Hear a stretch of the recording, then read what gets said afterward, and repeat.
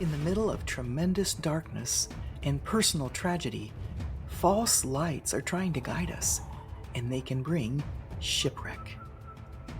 We must be focused on God's pathways and His light in the storms of life. Christ is the light of navigation.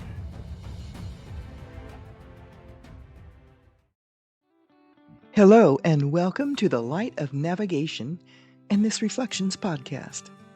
My name is Marguerite Lever-Woodall, and I'm an author and speaker and your host. In these podcasts, I love to explore and contemplate different life issues and their solutions through the lens of God's wisdom and His words. This is part 2 of the 25th episode of Reflections. I'm moving on from the Jezebel Threats in part 1 to speak on the Jezebel Life. There's a more in-depth look here at what it looks like if we're living the Jezebel-like lifestyle, where we have to be in control. It takes a lot of energy to do that, don't you think? Join me in giving thought on the tough issues of life, and let's discover God's pathways through them. Trust in the Lord with all your heart, and lean not unto your own understanding. In all your ways submit to Him, and He will make your paths straight. Proverbs 3, verse 5. It's all about dominance and control. I think we're born into the need to control our lives and circumstances because of Adam's mess up. It's just like kids are born with the propensity to lie first, not to tell the truth. They have to be taught how to tell the truth, not how to lie. You ever notice that? In the Bible, you'll read about the numerous life stories that speak loudly to our shortcomings and downright dark sides as human beings. The most classic example of this was about Jezebel, a Phoenician princess that married an Old Testament Jewish king named Ahab. As I mentioned before in the previous episode of Reflections, she was known widely for her takeover of Israel's culture and for her dedicated pagan worship. She had 450 priests attending to a pagan god and its worship, which she introduced to everyone. Her actions drew most of the Hebrew people away from the worship of the one true God. She stopped at nothing to achieve what she wanted for herself or for those she loved, even to the extent of murdering others. She was the quintessential controller. And in her marriage, she wore the pants. Jezebel's name has also evolved into the representation of a feminine fatale persona that supposedly has incredible control over men. Speaking of that, ladies, how many of us are wearing the pants? No excuses now. I can just hear it. He won't wear them, so I have to.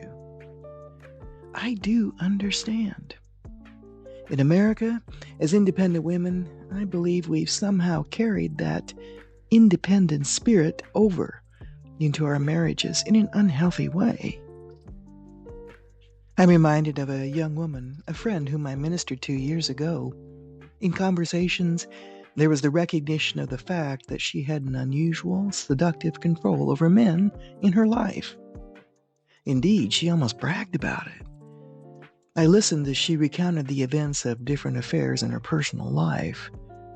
At one point, she had seduced the Christian counselor who was recommended to her. This action shattered his family. She was the downfall of more than one man and their marriage. Her lust for power and control was deeply rooted. This was the Jezebel spirit in operation in one facet, and it was a demonic force in her life.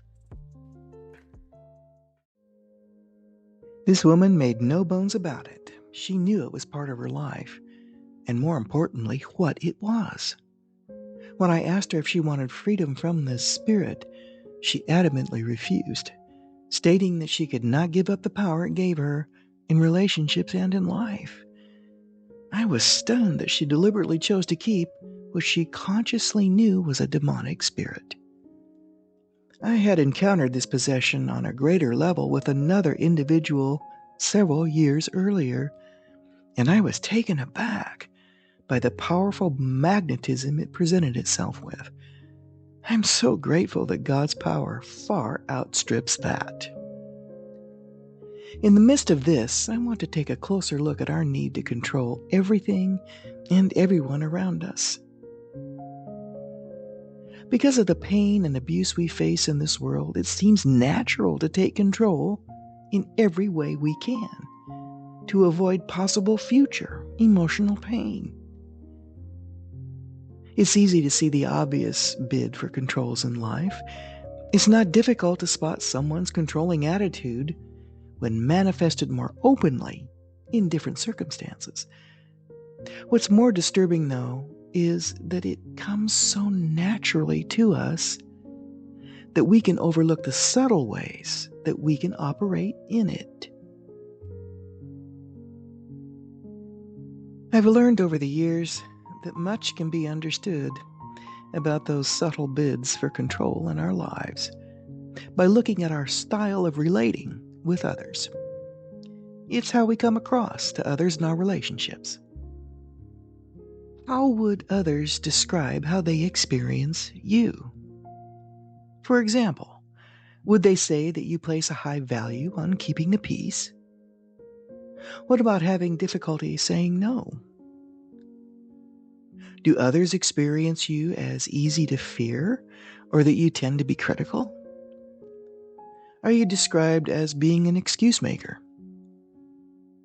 Or would someone liken you to a house with the lights on, but nobody's home? All of these character descriptions are rooted in subtle control known as self-protection. Someone who has difficulty saying no is controlling their relationships by going with the flow. Then there's no upsetting the boat and any risk of emotional pain that may come with confrontation. An intimidating individual is controlling relationships with fear to either gain something or to prevent or thwart any personal attack ahead of time. If someone makes excuses and shifts responsibilities, it can be to control any perceived fault on their part, which can be painful emotionally for them. No one wants to be seen as a failure. These are just a few descriptions of self-protection's control methods with friends and family.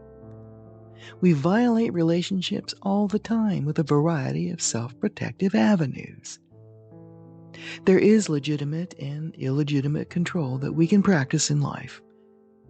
Now, I'm not speaking about legitimate control that is necessary with leadership and management arenas or physical safety. I'm addressing here what is detrimental from a scriptural perspective in our relationships.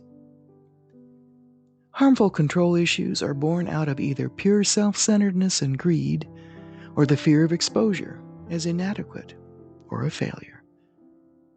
Self-protection is a way of life, and few people recognize it.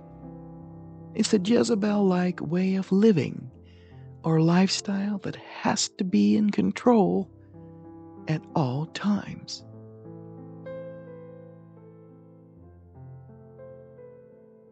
The antithesis or opposite of this way of living is an absolute trust in God. It's a trust in His character and who He is through deepening relationship with Him. Trust is not earned. That presupposes someone owes you if they violated your trust. Rather, it is built over time as you come to know someone or a restoration of a relationship is needed. Whether this self-protection is born out of self-centeredness or fear, as Christians, we are called to drop it all. We are called to trust God with our relational and emotional well-being on a personal level at all times. When we try to control, we are being wise in our own eyes, as the scriptures refer to it. We're trying to take over to protect ourselves where we shouldn't be, most often to avoid emotional pain of some sort. The point is this constant controlling posture in life is incredibly stressful physically under the surface.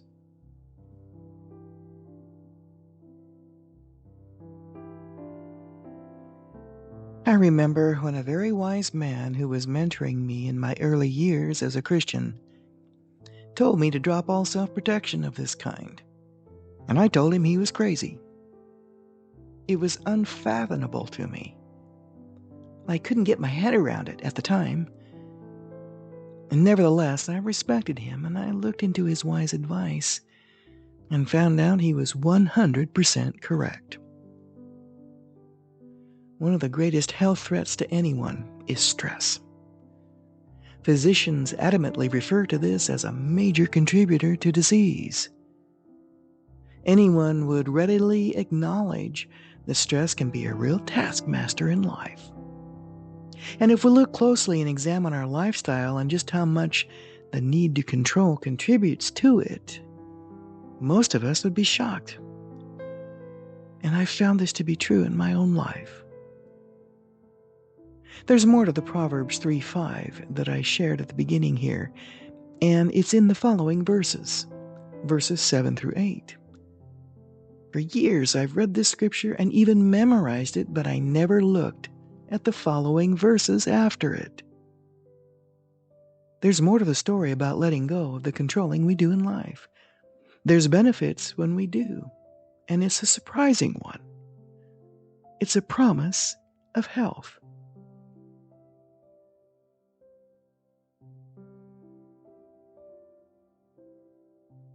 Do not be wise in your own eyes. Fear the Lord and shun evil. This will bring health to your body and nourishment to your bones. Proverbs 3:5 through 8.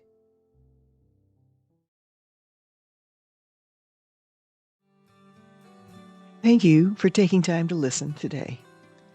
Trying to control everything in life takes a lot of energy. If this podcast episode would bless someone you know, please pass it on. Your comments are valued, and subscribing is also appreciated. Do many of us really reign in life? In the next episode of Reflections titled, Do You Reign in Life? I explore what it is to do life in a way where you're successful in the truest and best sense of the word.